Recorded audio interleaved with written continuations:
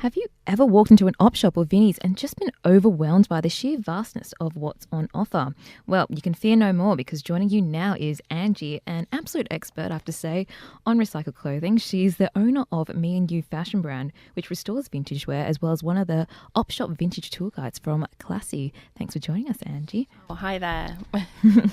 Now, how did you get into thrift shopping?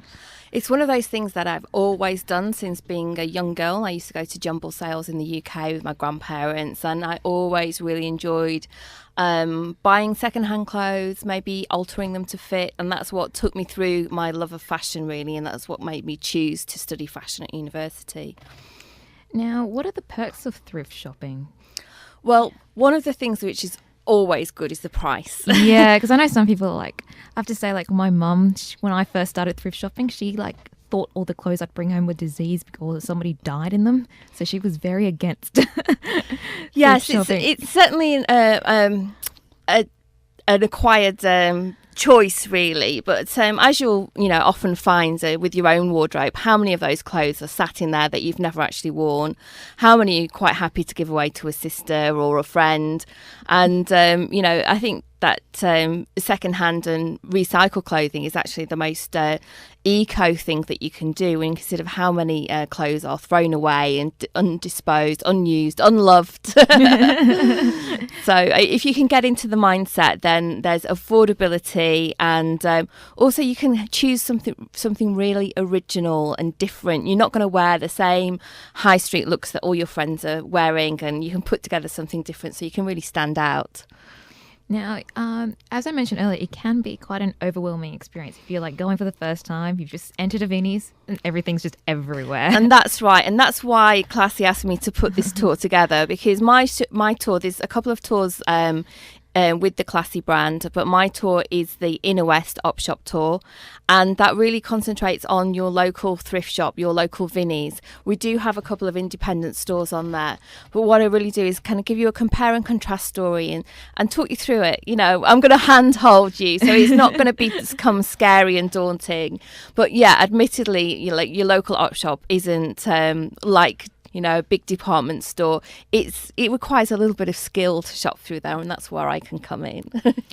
Well, what kind of gems and finds have you thrifted through some of these? Well, we've been running the tour since August this year, and every fortnight I've taken people around these op shops, and we have had some amazing store finds and purchases, whether or not it's some original 70s shift dresses with some crazy patterns, some really good quality jackets, wool skirts, things like that, some designer brands, one little Escada jacket cropped up at the weekend just for $25. What a bargain. Oh, I know. I've once picked up a Marc Jacobs handbag for $30. Oh wow, that was one to remember, definitely. There's often some really good accessories in these stores, and it just all depends on your personal style as well, because some people might, think that Escada's too dressy or that they wouldn't wear it, but they'd be quite happy at something from a few seasons ago from the higher end department stores, and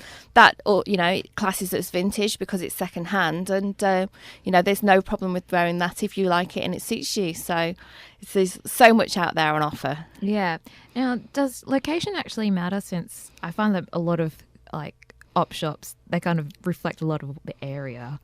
Yes, that's right. You find in more affluent areas, then a lot of the op shops tend to have a variety of designer labels, but you'll also find that they're maybe a little bit more expensive. And one of the great things about the Inner West is that it's really quite affordable. You've got things in most of the op shops around sort of $8 or $10, which if you're shopping in the city centre locations might be sort of almost double that. So certainly kind of getting out into the undiscovered areas means you're more likely to pick up a bargain.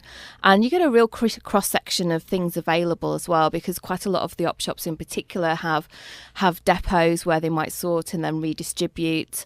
their clothing to each of the different stores. And then we've got the independent stores as well there who source clothing from worldwide. And yeah, they're a little bit more expensive, but you can get some really great gems. Fancy a pair of 1970s vintage flares from America? Well, you're going to find that in an independent store. That's true. You can't find flares anywhere anymore. So what are your top places to shop then?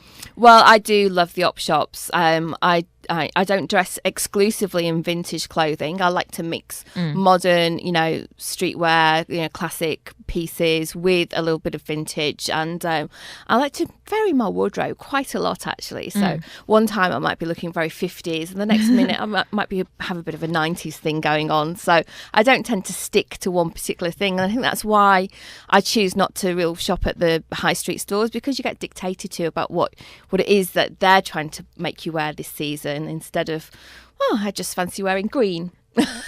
Sounds like a good plan.